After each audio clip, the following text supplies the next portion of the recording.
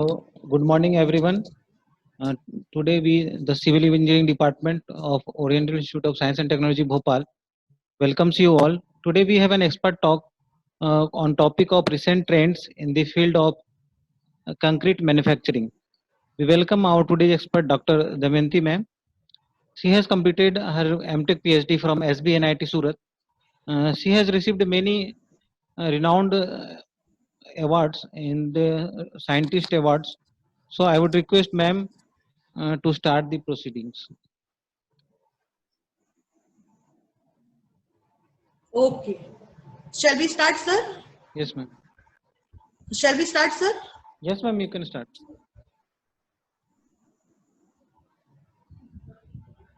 Okay. Good morning to one and all. First, I would like to congratulate moderator ma'am, Bikram sir, head of the department and principal of Oriental Institute of Science and Technology, Bhopal.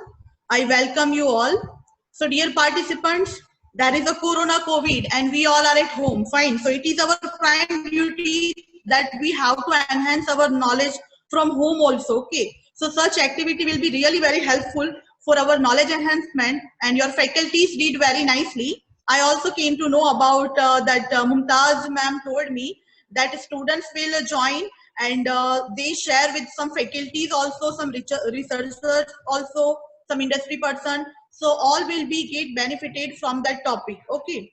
So I think main target audience is student. So I will talk on that way. So I request all the industry person, researchers, then faculty members that I will share my PPT. So for in-depth knowledge, you can contact me anytime. I will share my email ID also. So my today's talk is recent trends in the field of concrete manufacturing. Okay. So whenever concrete word is coming, okay, so we have the basic idea and basic concept in our mind. There is a combination of cement, then aggregate and water.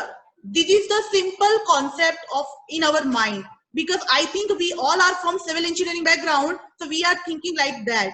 But whenever recent trend is concerned in the field of concrete, so we have to go beyond that. Okay, so how we can go beyond that? So that I will share in my PPT. You can see and you can understand that originally we know, as per my talk, water, cement, aggregate, it is clearly understood from that image. Water, cement and aggregate will be there. So we understood that this is the concrete. Okay. But when we go one step ahead, means recent trend in concrete manufacturing, then we have to think beyond these three ingredients. Okay. So which is the one main important ingredient? This is admixture. Okay, the scenario is changed. No doubt, in a general practice, people are also working with water, cement, aggregate, means simple concrete. But now there is a general trend and we are using admixtures or plasticizer or super plasticizer. Okay, so we can say that in demand in trend for concrete manufacturing, means concrete production, or we can say to produce concrete, to make concrete, we are using nowadays plasticizer, admixture, chemical admixture, some advanced material. Okay, this is the recent trend. But if we'll go one step beyond that, then from the figure and image, you can understand there is a water, cement, aggregate, admixture, and SCM. Now there is a question in so many students' mind that, ma'am, what is ACM? Okay, so this is a very basic fundamental thing. It is in dear students, if I am targeting student audience, then student also, then faculty members and researchers, industry person also, I am telling you that you are aware about that. But many students not aware about the ACM. This is the supplementary cementitious material. Okay, and we are, whenever we are talking recent trend in concrete manufacturing, so this is the now in a field, water, cement, aggregate. Aggregate means our fine aggregate, our coarse aggregate.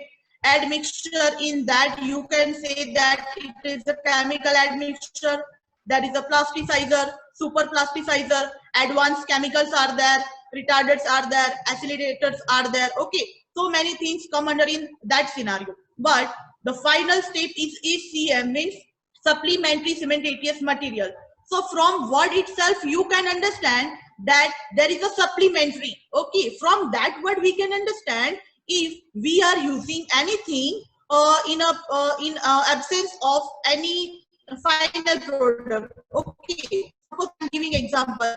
I am using 100% cement for concrete manufacturing. Okay, 100% cement means my concrete is purely made from cement, sand, aggregate and water. Okay, but in a place of cement, if I will do some partial replacement, okay, so as a student, this is the thing that how can you identify this is the partial replacement or this is a high volume replacement. Okay, so partial replacement means if you have 100% cement in concrete, okay, 100% cement in concrete, but you are replacing that 100% cement some portion like 50% portion, you are using other material having composition or physical properties or chemical properties or some mechanical properties like cement.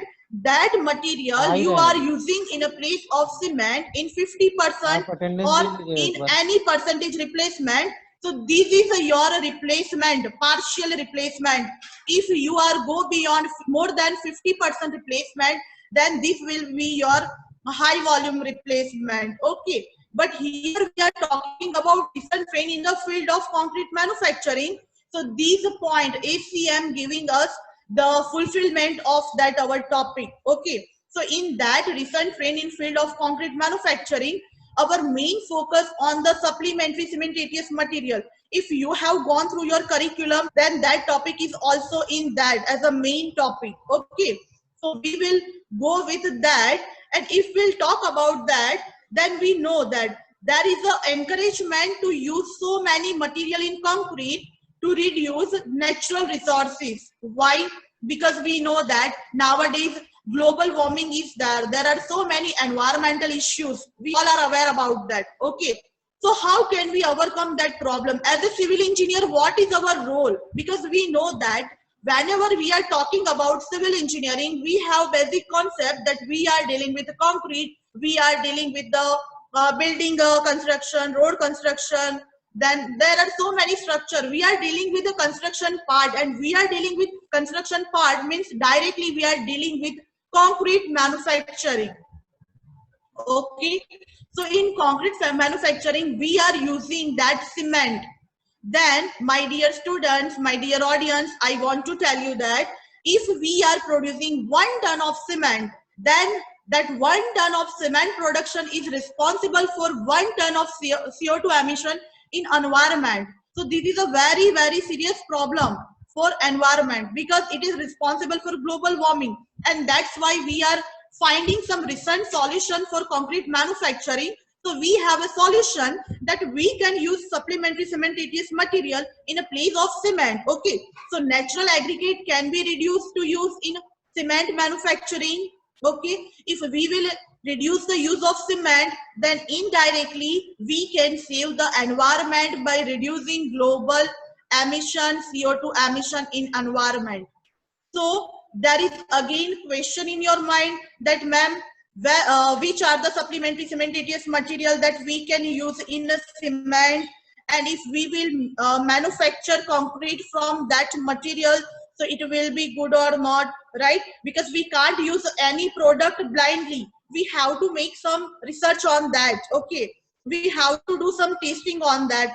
We should have some fundamental knowledge, some fundamental documentation, some proof regarding that we can use that material or not. Okay, so this is the list. There are different supplementary cementitious materials are available in market for concrete manufacturing, as this is the recent trend to produce advanced concrete. So this is the fly ash, ground granulated blast furnace slag is there, rice husk ash is there, nanosilica, then silica fume, metakaolin, then municipal solid waste ash, bagasse ash, and many more.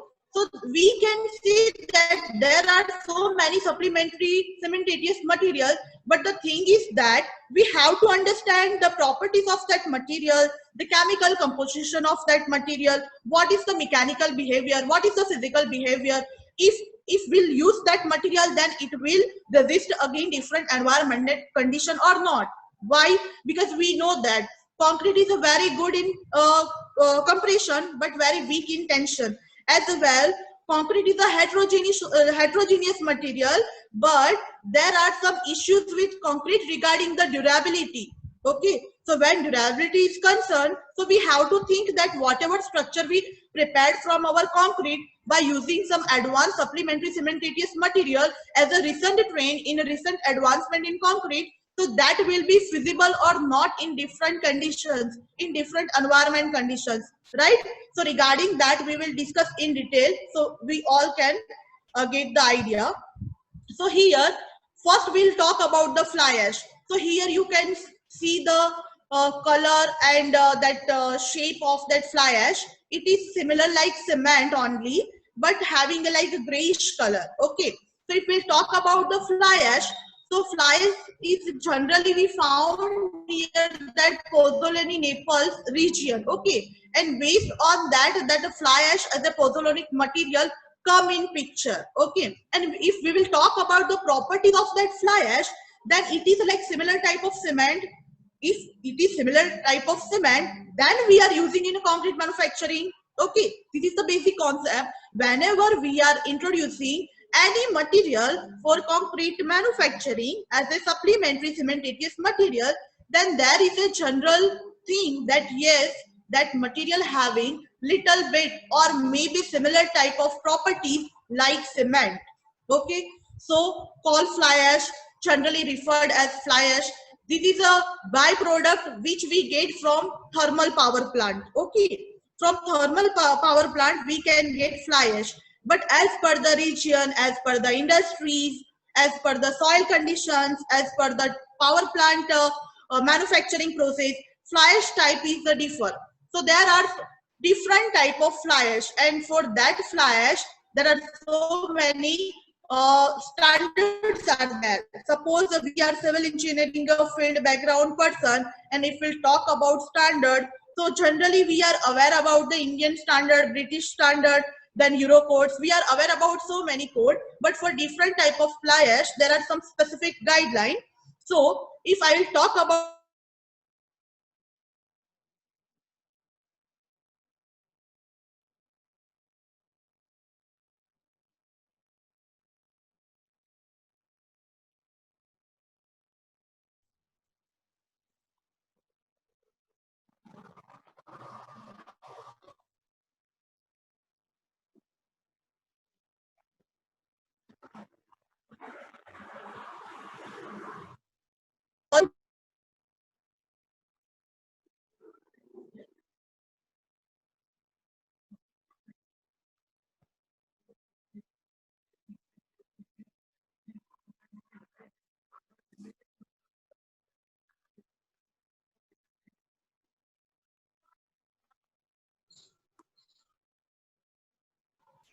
hello Bikram sir, my PPT is visible?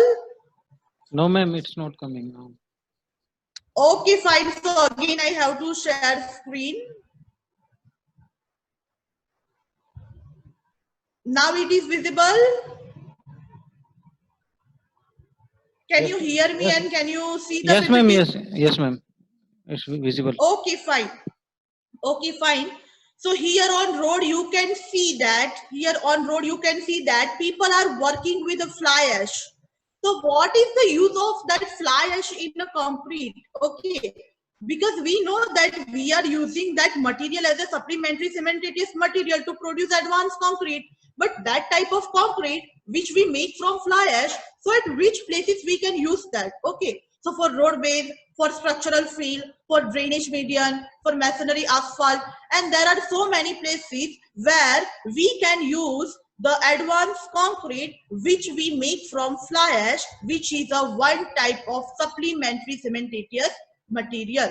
Okay, so here I give the usage of coal bottom ash. Okay, So from that figure, you can easily understand for structural field, agricultural field, then mineral filler in asphalt, then blasting grit if we're talking, then if we're talking about waste stabilization, soil modification, snow and ice control, if we'll talk about the concrete as an aggregate, or there are so many there are so many advantages use of that fly ash we can use in our concrete manufacturing process for different purpose as per the application and requirement.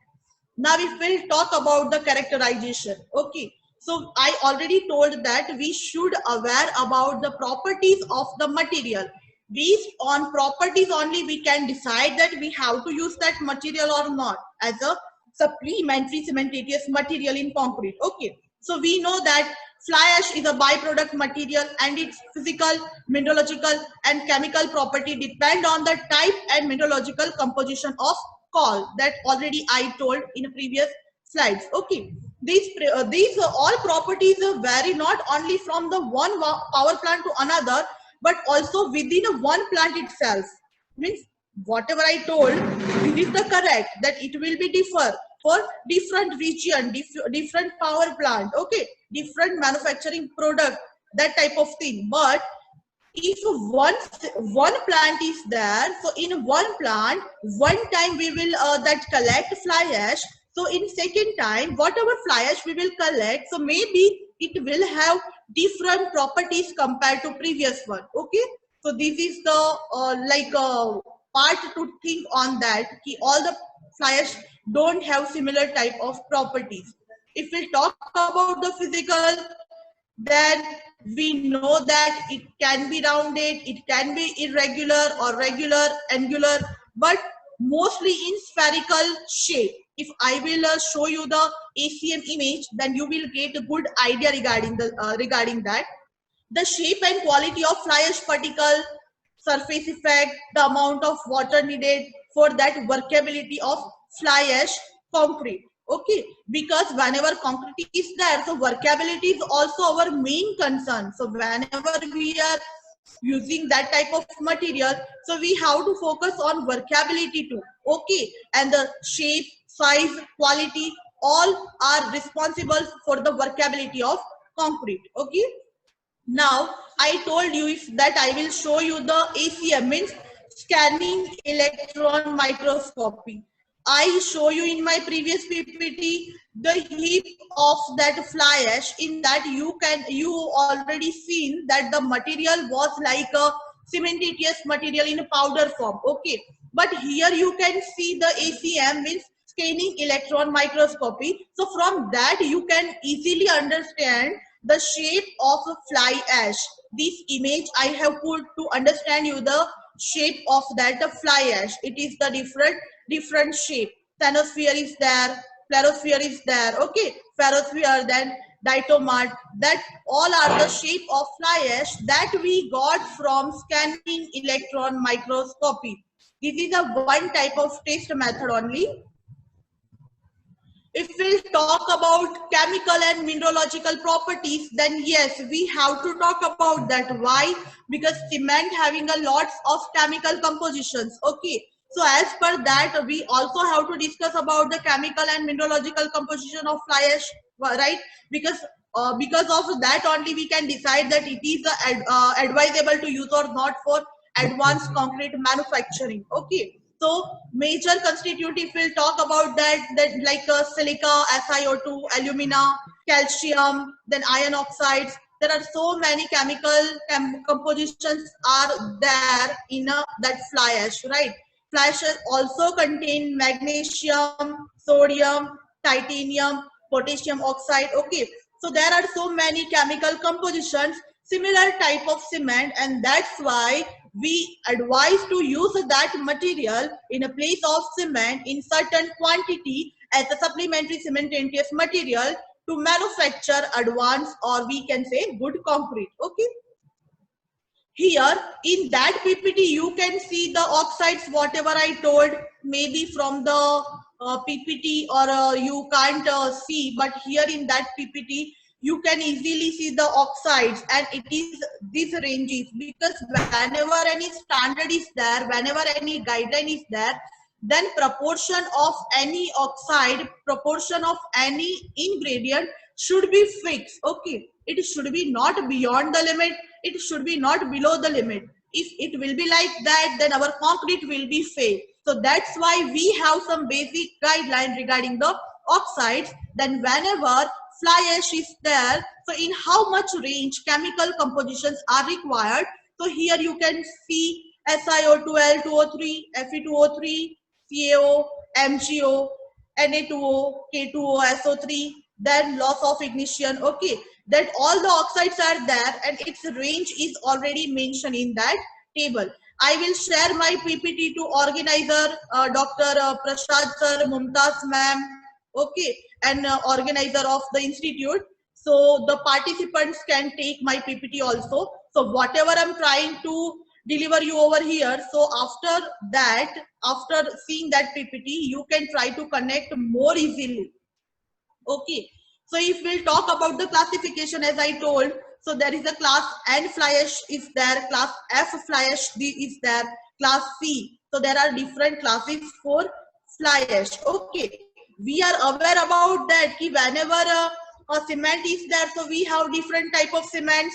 Okay, different type of cements we have now, like colored cement, white cement, sulfate resisting cement, quick setting cement. There are so many cement we have. So as per that, we have different type of fly ash, like class N, class F, class C. Okay, and that we decide as per the European standard EN 4501. Okay, so don't get confused that which standard give guideline. Okay, so European standard EN 450 also giving us guideline for the classification of fly ash. Okay, then American Society of Testing of Material is also giving guideline for that chemical and physical composition of that fly ash that you can see from this table. Okay, if I will talk the fly ash in concrete, so yes, whatever concrete we manufacture using the fly ash, that is having a good workability, and this is the plus point of the concrete. Okay, then if we talk about the high volume fly ash concrete, so very initially I told, when concrete whatever we are cement proportion we are using 100%, and we are going beyond 50% replacement of cement with a fly ash, then that will be high volume fly ash concrete. Okay, and this is also nowadays in a trend. Okay, so we can say that yes, this is the recent advancement in concrete manufacturing. From that images here, my red pointer is here, so from that image you can already understand there is a water, cement, fine aggregate, coarse aggregate. Okay, so here you can see that simple our concrete manufacturing ingredient. But if you go for high volume fly ash concrete, then we lower the fine aggregate. From image you can see that we did fine aggregate proportion down. Okay, then if again you go in third picture, then we lower all the aggregate. So from that image we can understand that how can we do replacement. Okay, for replacement purpose, that images were given that by adjusting with the aggregates, by adjusting with the cement, we can do replacement. Okay, so if we talk about the physical properties of HVFAC, then use of that concrete given good workability. Okay, it is having a good smooth surface, so water demand will be less. Okay, so if we will think like that, if it is having a smooth surface and water demand will be less, so here you can see that higher fineness means a higher specific surface and could case more water demand. Okay, that's why a specific told, if we are thinking like that, then we have to think in another way that higher fineness means we have to go for more water. Okay, but because of that we are getting good workability, and it is the main salient feature to produce advanced concrete by using high volume fly ash. Okay, so if we talk about the mechanical properties, so from that graph you can easily understand that volume fly ash concrete having a good properties compared to conventional concrete, or we can get in some cases similar type of properties. Okay, so if we will use a fly ash in concrete manufacturing, so there isn't any problem to use in concrete as well to use that concrete in field. Okay, whatever graph I told here, you can see that data in a days and in ages. Okay, so from that discussion we can conclude that HVFAC means a high volume fly ash concrete is advantageous to whatever fly ash we are using, that is advantageous. Okay, but whenever we are going for HVFAC means high volume, means beyond 50%. So in that case we are getting lower early age strength. Okay, so this is a little bit difficult. Then inconsistency of fly ash characteristic, then durability will be also main concern regarding that whenever we are going for more than 50%. Okay, then we don't have that much knowledge, or means lack of adequate standard.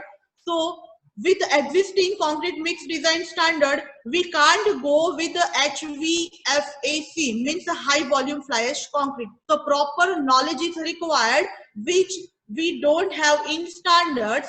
That's why we are not using HVFAC in that much demand. But yes, fly ash concrete we are using. This is the HVFAC, means a high volume fly ash. And fly ash concrete means there is some proportions below 50%. Then we will talk about the another advantageous material. Then there is a GGBFS, ground granulated blast furnace flake. Many of you are aware about that, because whenever any that steel manufacturing company will be there, so during iron ore process, whatever material they are extracting from in-depth land, so there is a iron they extract in a hot condition, then they are sprinkling water on that, and whatever iron was there, that will come in a granular form outside. Okay, so here you can see the powder form, but whatever I am talking, you can see from here. This is the original picture, original image. I didn't take it from Google. This is my research picture. So here you can see that I visited one industry. So whatever ground granulated blast furnace slag was there, that was in like a sand shape. Okay, whatever sand appearance is there, similar like GGBFS was there. Okay, I collected that material. We went for that ball mill grinding, and we grinded that sand type of material of GGBFS, and we collected powder. So we got powder type of material. We can say cement type of material. So we can say that it's a supplementary cementitious material we got. Okay, we did that process that nearby Surat only. So here we have to understand the physical properties, because based on the physical and chemical properties only, we can decide that we have to use that material in concrete manufacturing or not. We have to decide that we have to use that material as a cement replacement or not. Okay, so whatever material we collected, we grinded in a ball mill, then we decided that yes, it is having a similar type of properties like cement, so we can use as a supplementary cementitious material in a place of cement in concrete manufacturing. So here again you can see the property and value. Okay, here you can see the chemical analysis result of this material. Okay, so based on the material, based on the properties, based on the values, we came to conclusion that yes, this material is advantageous to use in concrete manufacturing as a advanced concrete manufacturing practice. So for that, we have to go for chemical properties. So as per that tabular form, yes, there is a SiO2, alumina, calcium, magnesium oxide. Okay, so there are so many chemical compositions are there, similar like cement. So we used that material also based on its property in concrete manufacturing.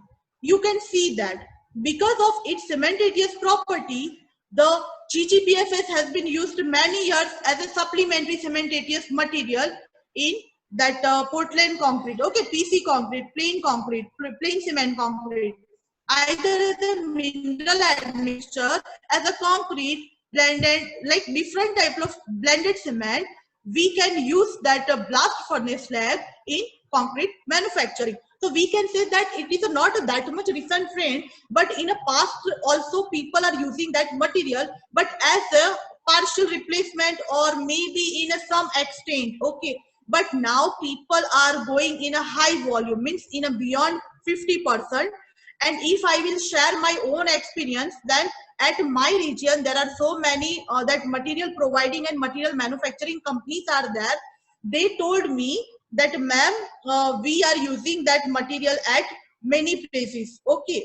So we can say that ACM means that supplementary cementitious materials are very advantageous to prepare advanced concrete, okay. So whenever we are talking about the advanced concrete, so how it make advanced, okay. So the properties like a chemical properties, a mechanical properties, physical properties, considering the durability, whatever that terms are there related to concrete, considering different aspect, if we will get in a tremendous good way, okay, then we can say that yes, this is the advantage, yes, this is the advanced, because whatever concern that conventional things are there, we know yes, some strength will be there, that structure having some life, that we also know. But if we'll go beyond some strength aspect, we will go beyond some durability aspects, some characteristic aspects, some performance of that concrete aspect, then we can say that yes, that concrete beyond that concrete having the properties beyond to the conventional concrete, and that like a tremendous advantageous properties make our concrete very advanced for recent manufacturing, okay. Yes, if we'll talk about the hardened concrete, then whenever we are talking about hardened concrete, then our main advantage for our main focus for what? To develop good strength, okay. Why to develop good strength? Because we know that concrete is a very strong material and having a life means having a good life. That's why we are focusing on a strength, that whatever concrete we are manufacturing from GGBFS having a good strength after many days, not after even 3, 7, 14 or 28 days, but yes, we can see that after many years we can have the concrete strength very advantageous way. Like if we'll go for 20 grade, 40 grade, 60 grade, okay, whatever grade we select, so based on that grade, we achieve that much strength for so long years, okay. So you can see the microstructure of GGBFS if we will discuss. So based on that, you can understand that how that advantageous material. Why? Because whenever conventional concrete is there and we go for any type of testing, so there are so many cracks or maybe whatever inner bonding with the paste, with the matrix. Matrix means whatever cement aggregate paste is there, okay. So whatever paste is there, whatever matrix is there,